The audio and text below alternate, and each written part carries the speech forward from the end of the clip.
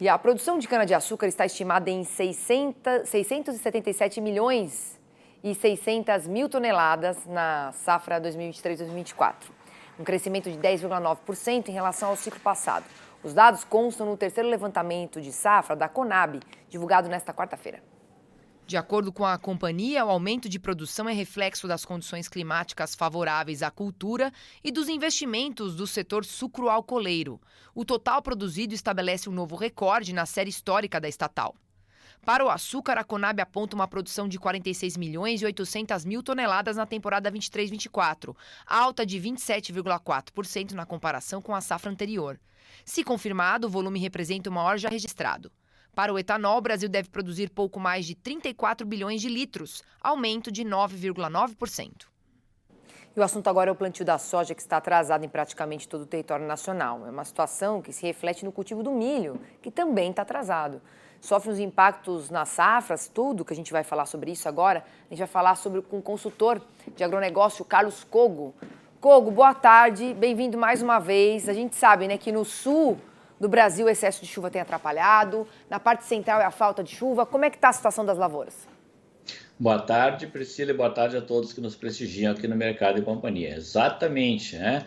Plantio ainda mais de 10 pontos percentuais atrasado para a soja, e isso vai acarretar em problemas na implantação da segunda safra. Ainda temos áreas com excesso de chuva entre o norte do Rio Grande do Sul e o oeste do Paraná. Por outro lado, nós temos restrição ou escassez de chuvas em vários pontos do Mato Piba, de norte de Mato Grosso. Então, muito atraso nos 4 estados do Mato Piba, Tocantins, Maranhão, Piauí, Bahia, com um número de plantio bastante atrasado.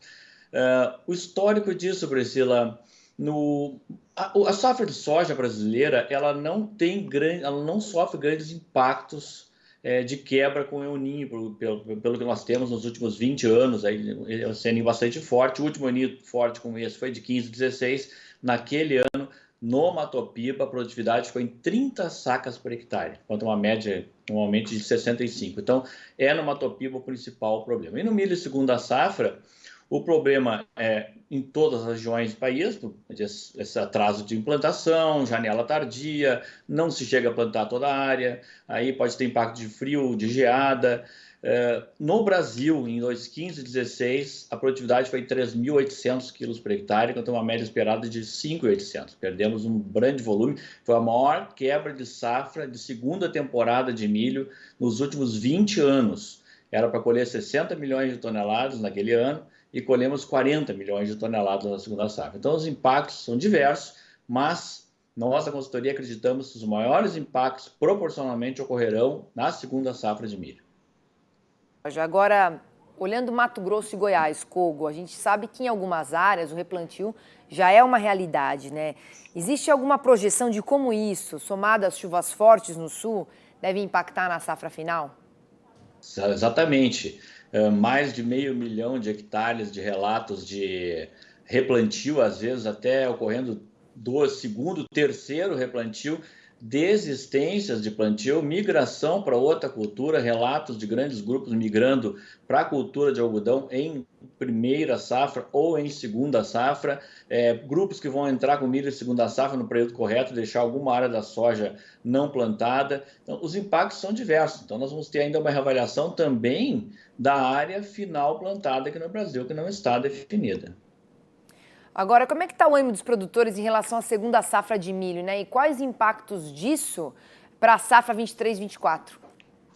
O grande problema na segunda safra de milho é que as vendas de fertilizantes estão bastante atrasadas. No momento de decisão da intenção de plantio, a ureia estava com preço em alta, lá em setembro e outubro, voltou a cair agora, mas naquele momento a relação de troca estava bastante deteriorada. O produtor precisando muito mais sacas de milho para comprar ureia. Ureia voltou a cair, aí o clima chegou com suas adversidades também e impôs aí uma cautela dos produtores, que estão tremendamente cautelosos, dá para se dizer até inseguros, né, com o rumo dessa segunda safra e o quanto de fato irão fazer replantio ou tentativa de plantio se houver problema. Nesse momento, 4% de queda na segunda safra de milho na área e 8% de queda na primeira safra de milho deste ano. Agora, falando de preços, Kogo, quais são os reflexos desse atraso da soja, né? Tanto no mercado interno quanto no externo?